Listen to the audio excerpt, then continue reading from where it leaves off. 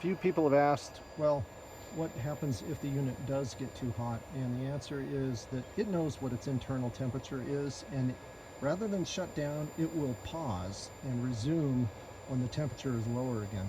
So that's so that you don't come in and find out that it never got its job done, you know. But if the temperature remains high, you know, it'll stay paused for that period of time. And again, so considering where the sun is, okay, it's a black box, you know, you can kind of figure out what's going to happen there. Keeping it in the shade if you're going to operate it out under the hood of a vehicle is a good idea. And the hood serves that purpose pretty well. Just don't clamp it down over the unit. Not a good idea. So anyway, until it's done with its process, you can see here, it's pulling the voltage back up where it ought to be. So this battery is probably going to be usable for some more time, but only the use will tell here. So here we are, it's evening time now. The revolt is done, and we're going to go ahead and get it back to the menu here. Let's just have a quick look at the voltage. Right now it's at 12.5, which is about a good starting voltage. Again, the revolt is not, its purpose is not to charge a battery. That is a side effect of it. It is up to, you know, above the 10 volts that it started at. Were you able to see that in the sunlight? Yeah, okay, yeah, so there it is.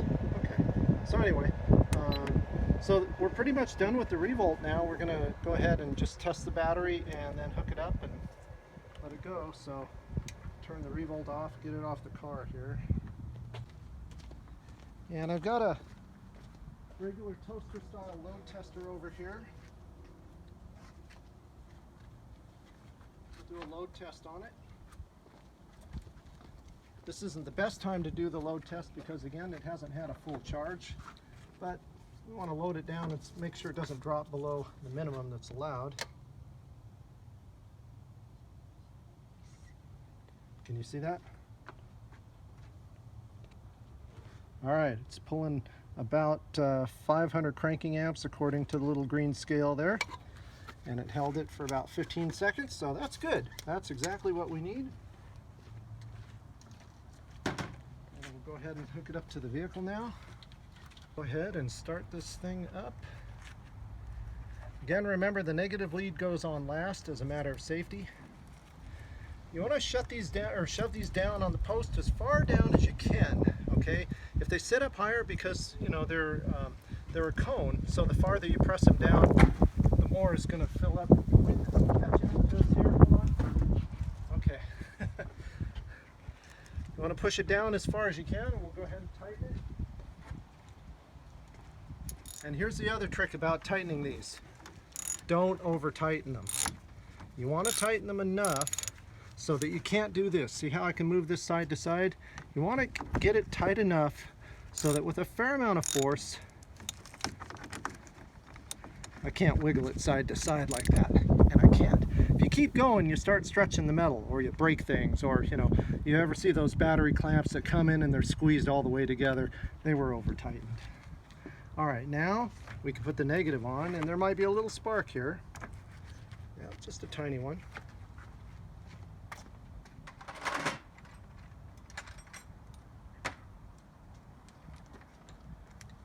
And same thing on the negative lead. We don't want to over tighten it, but we want to make sure it's all the way down on the post.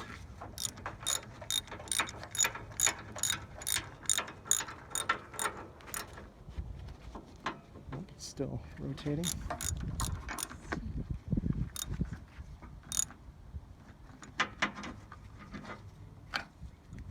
There we go, good and solid.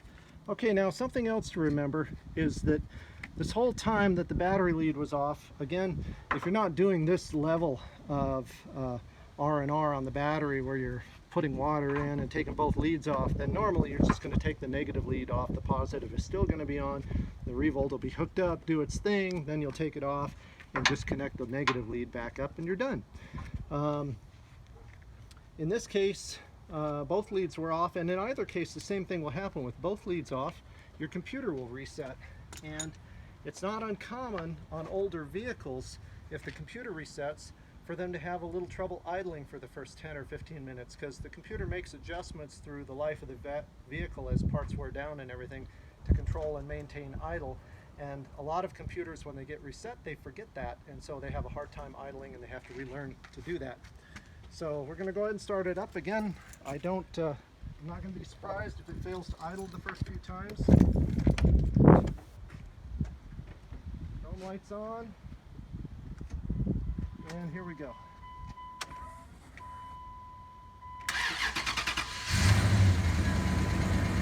There you go.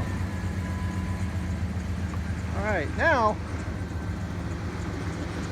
again, if it was this, if you had a vehicle that had gotten this low, or you started with a dead battery to begin with, then at the point that the revolt is done, you need to let the vehicle run at least 10 or 15 minutes to help finish off that charge. Because as I said, this charging is only a side effect of the revolt, and so it's not really fully charged when you take it off of there. So, and after it's gone through this process, it's a good idea to let it get topped off as much as you can. When you start a vehicle, it takes about 5 or 10 minutes of run time to actually put the amount of charge back into it that you took out of it when you started it. So you don't want to just start it, run it for a minute or two, and then shut it off again. Well, you end up going downstairs with the state of charge on the battery.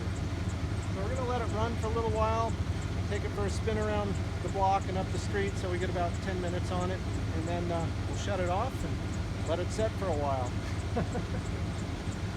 I almost forgot too. As I said before, if you have protectant to put on after you get everything assembled, that's the time to put it back on. Those little felt donuts that you can buy with some grease on them, they do a good job. I didn't have any of those, so I'm just going to use simply spray paint to cover some of it back in.